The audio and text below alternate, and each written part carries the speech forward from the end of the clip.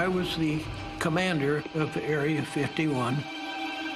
I would lie and say I never worked out there. It's the most famous secret military base in the world. We did accept these conditions. Keep your mouth shut.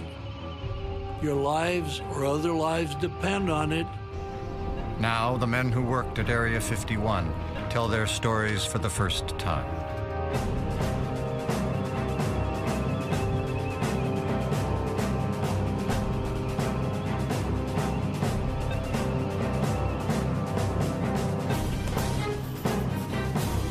There's been an awful lot of misinformation, but it's been fed by people's natural curiosity. If you don't know what's going on, you might like to find out.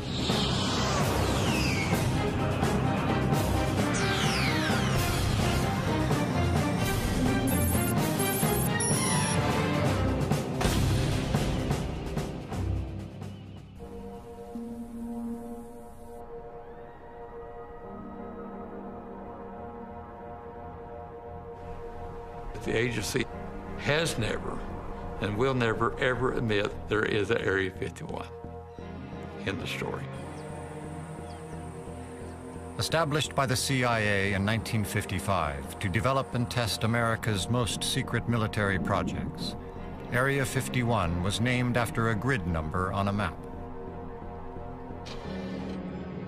While officially it doesn't exist, today satellite images of the Nevada desert show 7 runways and more than 25 hangars. Shrouded in secrecy, access has always been highly restricted. But finally, the early programs that started it all are being declassified, and memories can be brought to light. It was a real Cold War. You're talking nuclear bombs aimed at every major city, and it's like two people, who's going to throw the first punch? There are a lot of times when democracy just has to give way to strict control like military so you can accomplish something that will allow for your country to survive. And that's the way we all thought about it, I think. When we had a meeting, no pencil or paper was allowed. Even the pilots did not talk to each other because nothing was written down. It's all in our heads. When we came into the program, we were given a code name. My first name was Ken, and the last name started with C for Collins, but it was Colmar, C-O-L-M-A-R. At least with me, I'm not that curious, which I felt was good on the secrecy part of it. I mean, if I don't need to know it, I'm not going to ask. I was told, don't bother ever trying to find your level of clearance. You've just been cleared by the highest groups in Washington, D.C. They have an apparatus to know what you're doing, what you're saying, where you're going.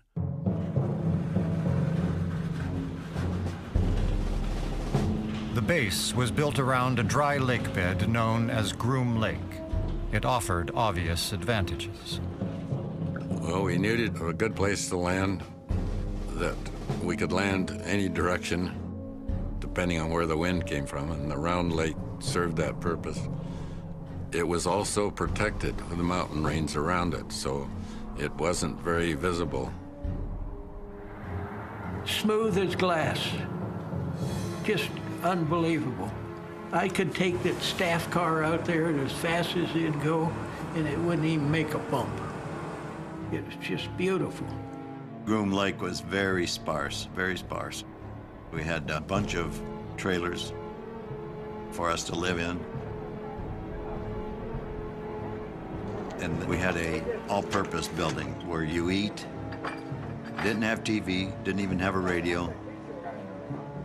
We didn't have any women there. There was one woman who was with the finances CIA that came up there and spent one night. That's the only one I ever knew of. Well, Paradise Ranch was the first name that was given to the establishment. They thought it would soften the blow of the austerity. It was an attempt to perhaps convince people it wasn't quite as bad as it looked. I think the charm of Area 51 is it just had one job to do. And anybody that wasn't needed didn't go there, probably didn't want to go there, because, you know, it wasn't that grand a vacation spot. Pretty tough duty. The CIA needed a certain kind of man to work at Area 51. But we kind of self-selected to be quiet warriors. The security screening tended to eliminate a fair number of people who were kind of show-offs. I was in for my first secrecy clearance, and I went to a movie while my wife went shopping with my mother. I'm in the middle of the movie. In walks this lady, young girl about my age, and in the middle of the movie asked me if I live in Vegas, how long I've been in Vegas, and what do I do? She didn't like my answers. Within a half an hour, she got up and left. And I often thought, how long had she been following me? Or was she following me, or was she just one of the Las Vegas girls looking for a customer? I'll never know. We were not told what it was going to be. We had no idea. We were just told it's extremely sensitive and it's not to be discussed with anybody. Interviews were conducted in hotel rooms. This guy had passed everything. So then they asked him, we got a black project back west we'd like for you to work on. Would you be interested? And I said, well, I need to run that by my wife. They said, okay, do that. When he got back to the motel room, they were gone. They'd packed it and left. He never saw him again. The fact that he had to ask his wife whether or not he could work on a secret project killed him right there. He was not invited back.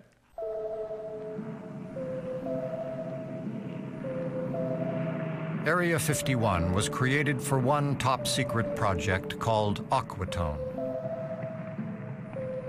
In 1955, men from the CIA, the Air Force, and a secret division of Lockheed came to Paradise Ranch to begin work.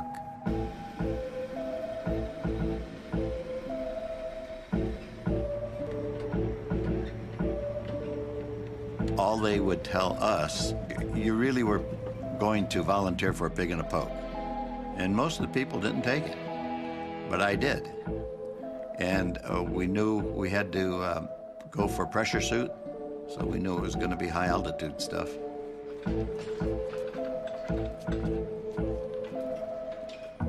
Your blood boils above 50,000 without having pressurization. So if you were to lose pressurization, just your engine conk out and you're above 50, that suit saves you. They selected a manufacturer in Boston that made the suits up to order. They had to be tailor-made, skin tight. So we went to David Clark, who made brassieres for Sears, I remember. We were fitted, came home, and we went back and fitted again after it was made. Couldn't tell them, you know, who we were or what we were doing. Just, we need a pressure suit. When pilots fly higher than man has ever flown, equipment changes are necessary. In this recently declassified footage, Ray Gowdy prepares for a flight inside Area 51. The modified MA-2 partial pressure suits are personally fitted for each pilot. A loss of only 2 pounds in the pilot's weight could make the suit ineffective.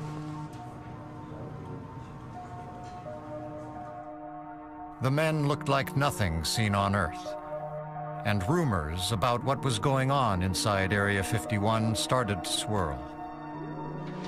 It was so secret, I didn't know what it was until I got there. and wondered what I got myself into. People on the project didn't know everything. You know, the mechanics, for instance, didn't know what we were doing in the air. That's how secret it was. We don't keep anything out. When we land, it goes right in the hangar. The men were testing one of the most important weapons of the Cold War. The U-2 spy plane. There was no trainer, there was no two-seater, there was no simulator. The U-2 was armed with high-resolution cameras designed to fly at 21,000 meters and take photographs from the edge of the stratosphere. As the Cold War arms race with the Soviet Union intensified, the U-2 was America's best hope for tracking their rivals' growing nuclear arsenal. And it put enormous demands on pilots who had to breathe pure oxygen to survive at such heights. I'm sure that some people were excited because they get sweaty, but I didn't. I could sleep, or I could read a book, or think about what I was going to be doing. Because some of the missions were, you know, not simple. You had to fly a certain way to get things done. Every extra kilogram, even wheels, could limit the U-2's ability to fly high. You got all your fuel in the wing. There's no way you're going to keep that tip off the ground. So they were only there to keep the wings off the ground. And as soon as the wings lifted up, those would drop out. I used to like to take off, just spiral right up straight. The government's cover story for the U-2 was that it was being used for weather research. That was our cover story, yeah, Reconnaissance Weather Squadron. If not conventional aircraft, then what did they see? The U-2 cruised at 3 times the height of regular airliners and would sometimes be glimpsed by civilians. I can't be sure, but I believe I saw the sun glinting off of windows or observation portholes of sort. In the mid-1950s, while both the Cold War and America's interest in UFOs were at their peak, I think it was from outer space, but friendly. The silver-colored plane sometimes created confusion. It was pure aluminum, and we said, hey, we look like a bright star up there. Pilots were told to deny everything, even to aircraft controllers. There are stories about seeing something flying way above. They may have called it in, but they'll still get nothing other than evasive stuff. If you get up along the Canadian border, the ground controller questioned my altitude. Actually, he was pretty accurate. And I says, no, you got to recalibrate your weapon. That's not the altitude we're at. By 1957, unacknowledged U-2 flights were the source of half of all reported UFO sightings. But they were nothing compared to what would come.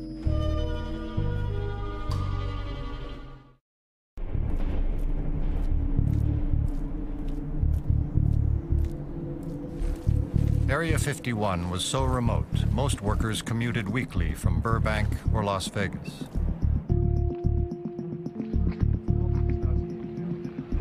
Usually, you know, the family was asleep when I got up. And Monday morning, you'd get up and drive, and you got there early enough to get the airplane, you know, and it usually left about 8 o'clock. We never even knew how we were going to get out there. We often joke. One week they're flying with bombs, the next week they're flying with chickens. You never knew what was in the cargo bay of that plane that you were hitching a ride on.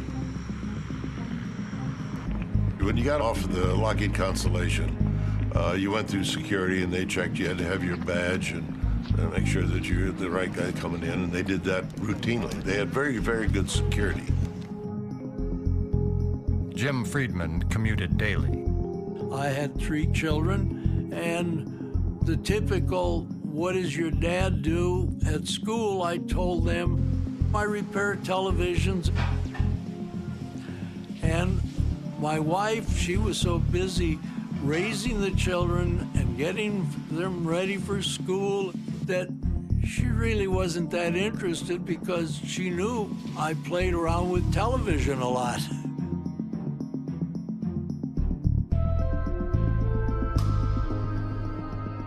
He was fine. We had a good life.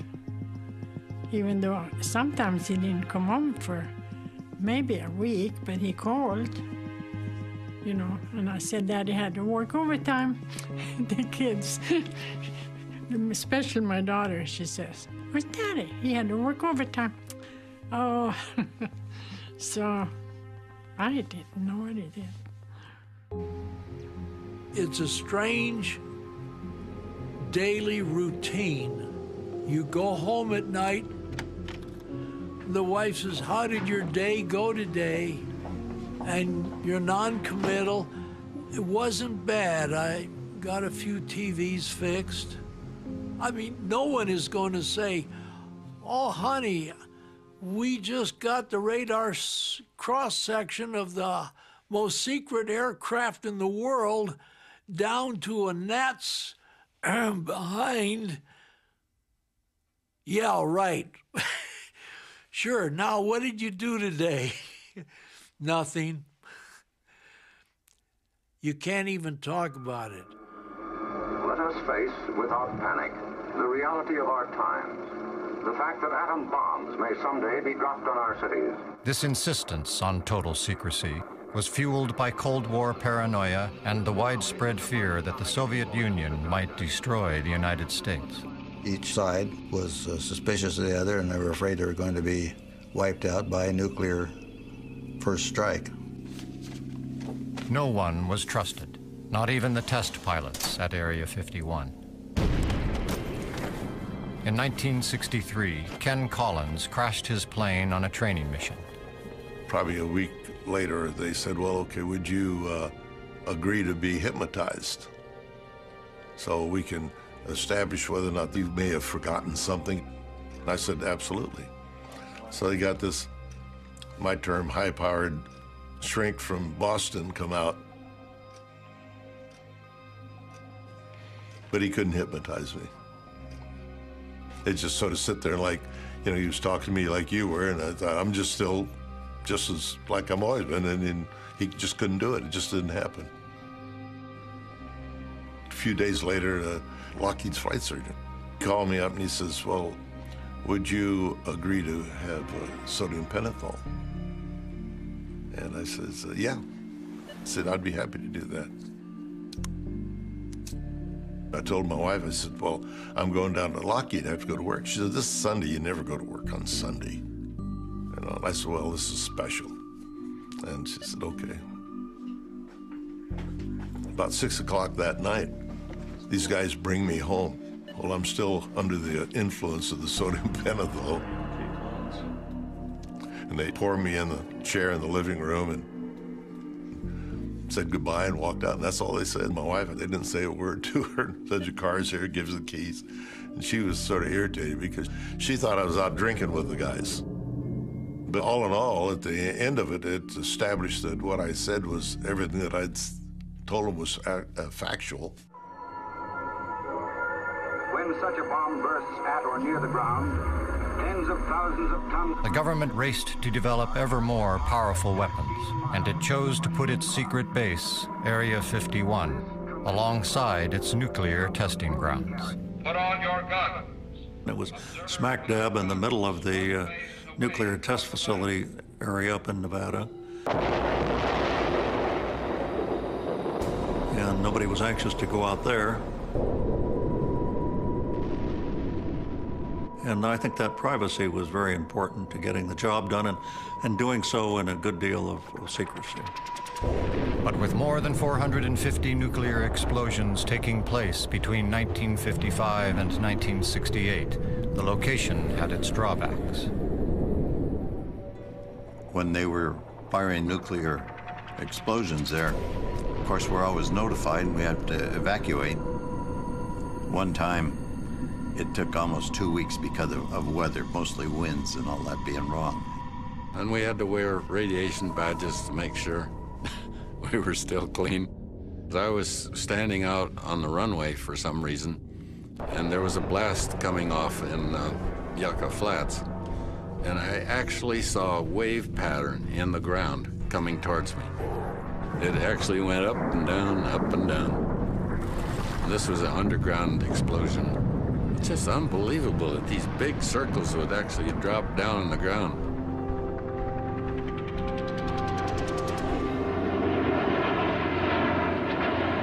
Driven by Cold War pressures, the U.S. worried that Area 51's founding project, the U-2, was already becoming vulnerable to Soviet missiles. The plan was to have a manned aircraft successor to the U-2 with far less vulnerability and with greater capability. Very few people at the agency at CIA knew about it.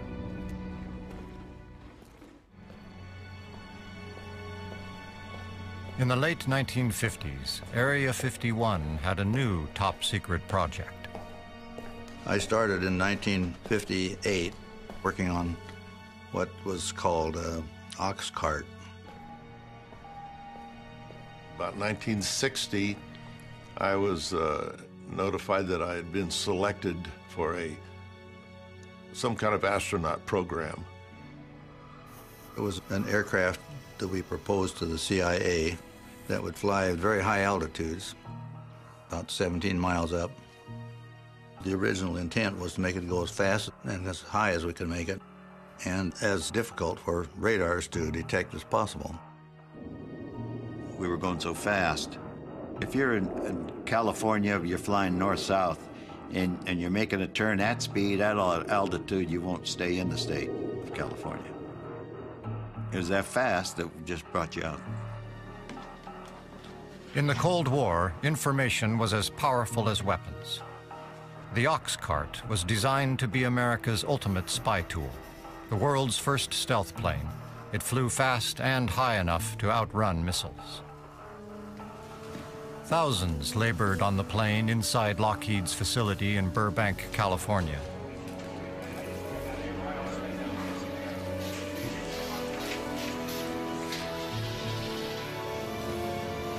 But despite the scale of production, the project remained secret. The ox cart clearance was specialty clearance of its own, and it was about as high as you could get.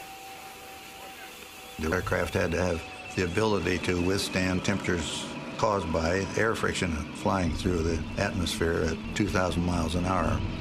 The ox cart, 93% was titanium, a material that no one had ever made an airplane of. If you want a lot of titanium, you should make a deal with the Soviet Union. How the CIA got that stuff out of Russia, as far as I know, is still secret today. I don't know how they did it. I don't know who did it. But we did get the titanium material that we needed. When the ox cart prototype was ready, the government needed to move it to Area 51 from its production line in California.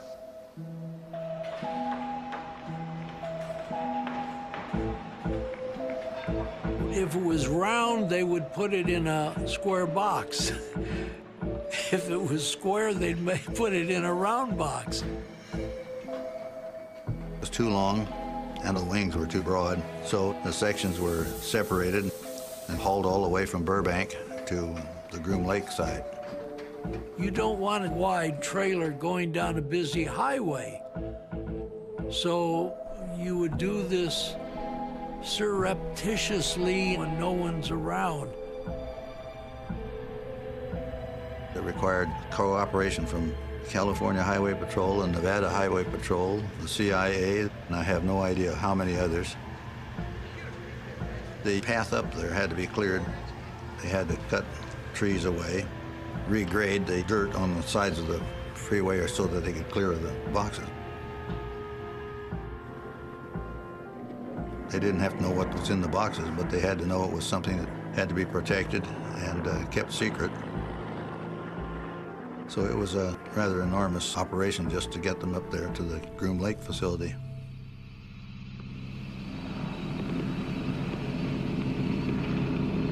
Ken Collins was one of the first pilots to see the ox cart after it arrived at Area 51.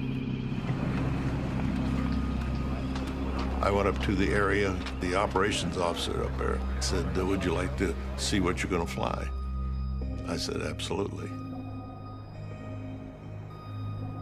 And we walked over to the hangar, and windows up top were just the only place that emitted any light. And you could see back in the shadows this long, beautiful airplane. Just amazing. First thing you'd think is a spaceship. Inside Area 51, nearly 2,000 workers had a single goal: to complete the ultimate black project. There's a lot of things that people really don't need to know. And this is why Area 51 is such a mythical situation, because they don't know what's going on. Area 51 just had one purpose, and that was to get Oxcart through development and into operation overseas.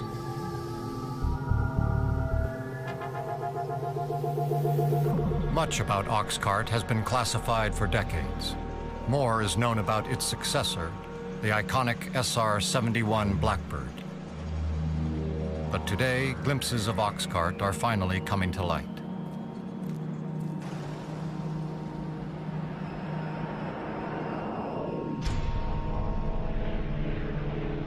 Oxcart was the world's first stealth plane, designed to be nearly impossible for enemies to detect on radar. The test that I was involved in involved an Oxcart flying over that radar station. And the basic idea was to find out if they could fly over without being detected. I went into the radar control building to watch what would happen when the thing went over. Well, I was standing there and nobody could see much happening. All of a sudden, it sounded like a ladder or something fell over on the roof. What it was a shock wave from the airplane. They had not seen it on the radars. It certainly seemed like it was doing its job. The Oxcart could fly coast to coast in 70 minutes, but its sole purpose was to spy.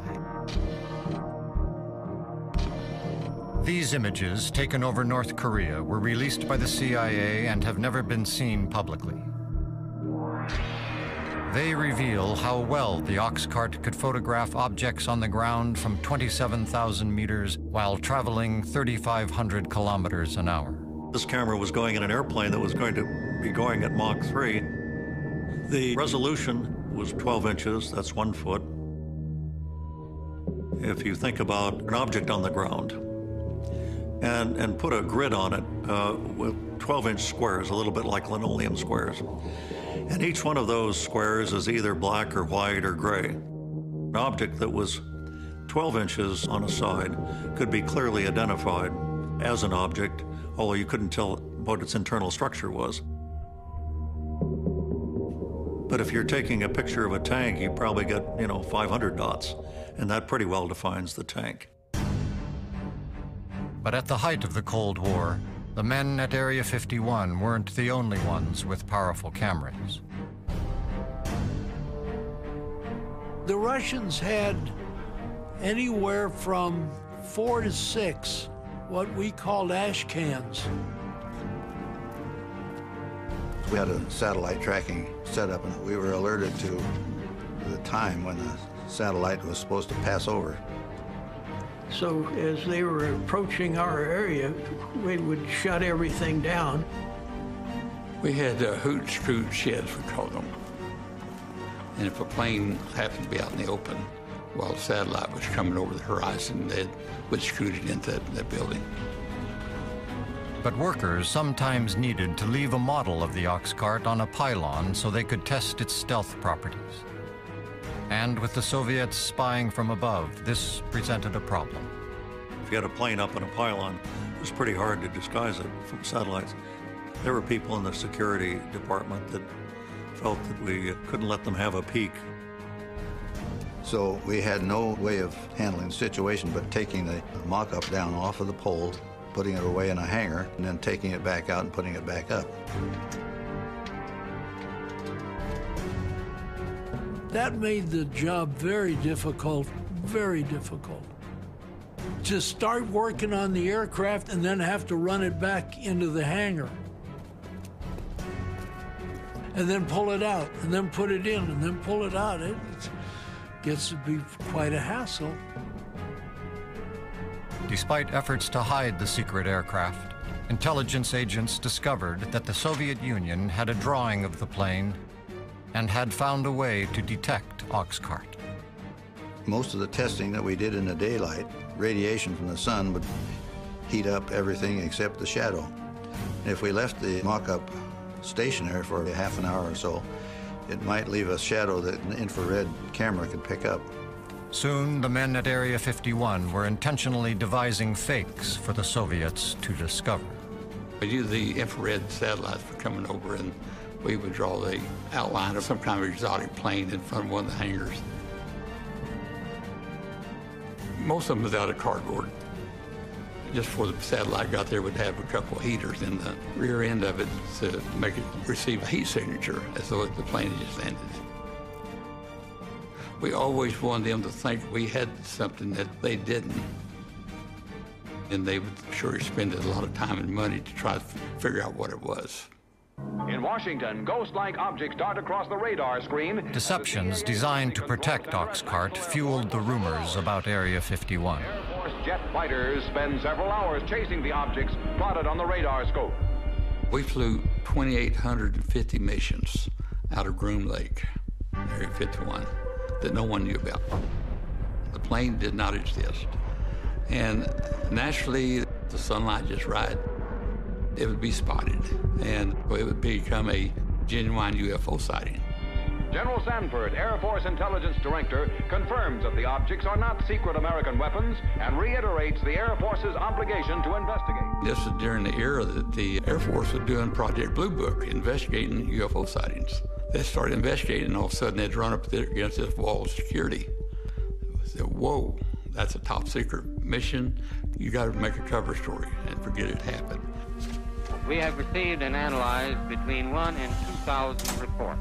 So Project Blue Book, the poor guys, they would have to manufacture a story to explain that sighting.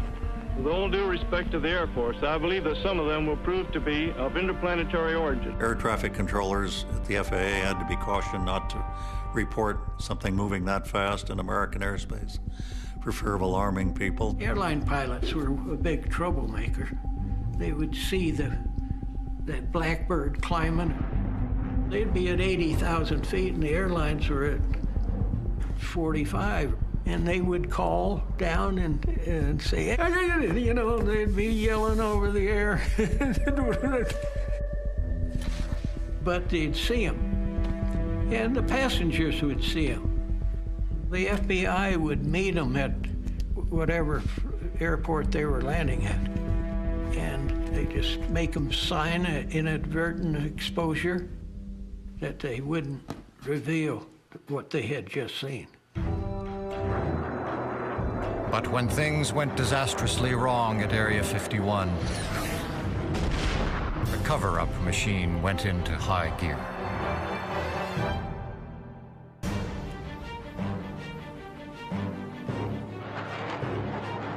Despite the secrecy surrounding the Oxcart, clues from an early mishap are finally coming to light decades later.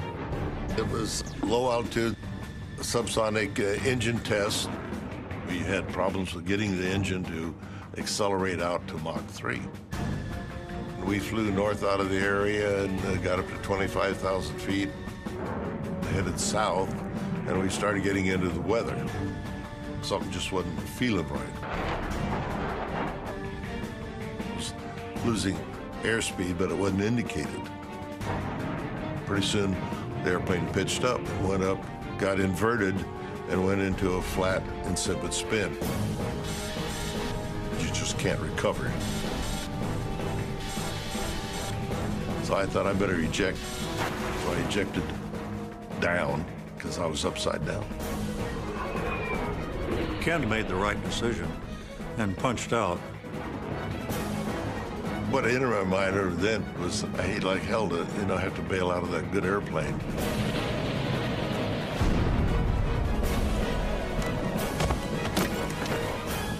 He landed somewhere out near Wendover, Utah. I landed and collapsed the chute. I figured I was going to need that because I was going to probably be out there overnight and for survival, and I would use that to sleep in. My checklist had come apart, and I was starting to look and picking up some of the pages. They're all classified and stamped secret. The papers that I had picked up, I just stuck in my pocket, I guess. When a pickup truck come bouncing over across the desert, 3 guys were in the truck. Well, I was amazed to see them. They said, hey, come on, get in there. We'll take you over to your airplane. And I said, no, that's an F-105, and that was our story that we had. I said, it's got a nuclear weapon on board. They said, you better get in here. We're leaving. We're not going to stay. So I jumped in front with them. In the front, there were 4 of us in the cab.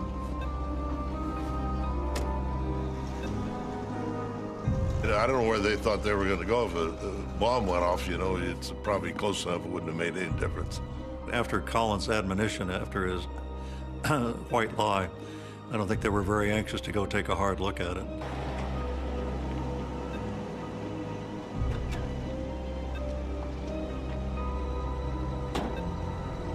We did have a phone number that we called, emergency kind of thing, and I made a 10-cent call. Identified myself, and that's all they needed to know, and I told them where I was.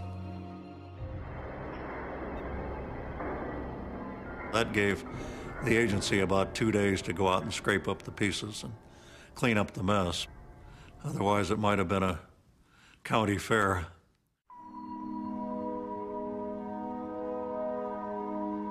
This is the first time photos of the government's effort to sanitize the crash scene have been revealed.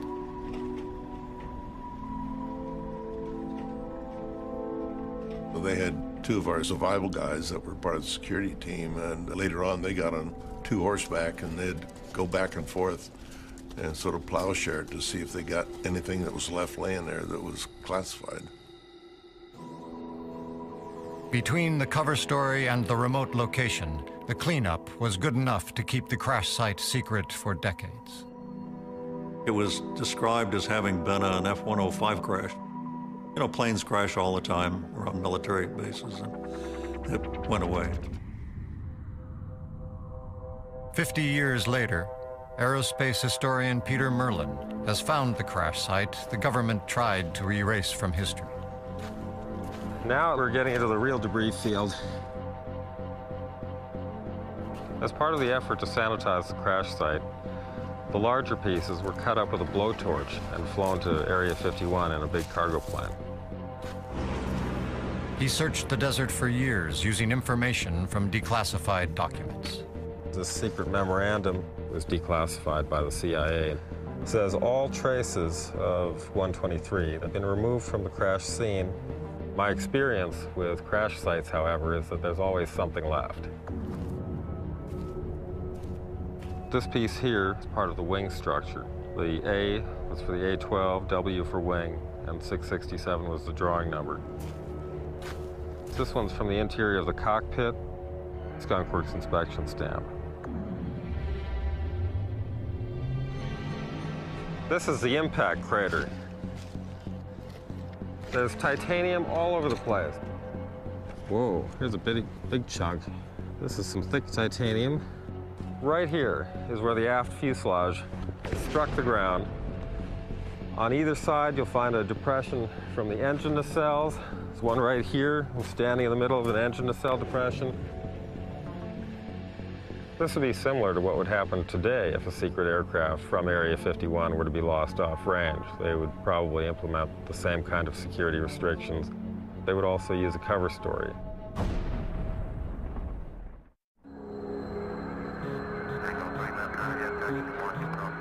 McCarran Airport, Las Vegas, present day.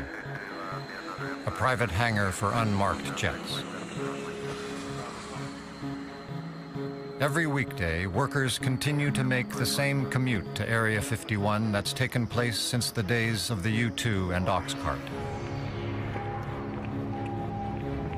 These early programs changed Area 51 into a permanent home for America's black projects. But you go back and look at all the records, there's never been a flight at Groom Lake. Nothing that was as it seems. And the mystery continues today. The annual black military budget is more than 41 billion euros, the highest level in U.S. history. But even those who once sacrificed so much for Area 51 are no longer in on the secrets. I wish I knew what they were doing, but I don't know. I've even heard that Area 51 is a cover story for a much more secret area. I don't know, I can't confirm that either. I have no idea. I wish I knew. The secrecy and cover-ups continue to fuel rumors. There are a lot of situations people cannot know that they're not true. So I think that there's been an awful lot of misinformation, but it's been fed by people's natural curiosity. If you don't know what's going on, you might like to find out. Often, even the wildest speculation contains threads of truth. They have all these underground chambers they claim we've got out there, and tunnels that reach all the way to Las Vegas. And this is, absolutely nothing like that. At the nuclear test stand, we did go underground because above ground, it was radioactive. But nothing at the area. And another myth has been in recent years that we have gained all this speed and technology out of the reverse engineering alien craft. This is the true story. We did reverse engineer things out there. It was a Russian MiG-21. And we got it in 1968, and we tore it apart to see how the Russians built it, and then put it back together, and we flew it. Even the conspiracy theory that the government staged the moon landing at Area 51 has a slight basis in fact. It was on the atomic testing grounds. We tested our land rover that we sent to the moon. We tested all of the life support systems. The astronauts came out here and trained in the atomic bomb craters. So that's probably where some of those crazy stories come from.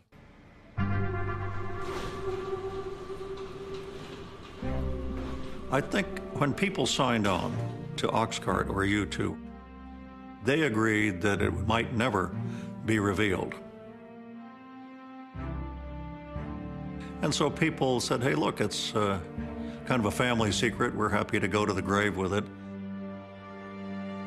It was an honor, very much an honor to have a job with that much trust put in me as a, you might say, a country boy. A lot of trust was put on people like me that worked out there. A lot of people dedicated their lives. Some families broke up because they never knew what their husbands, if their husbands were going to come home at night. It wasn't just a job.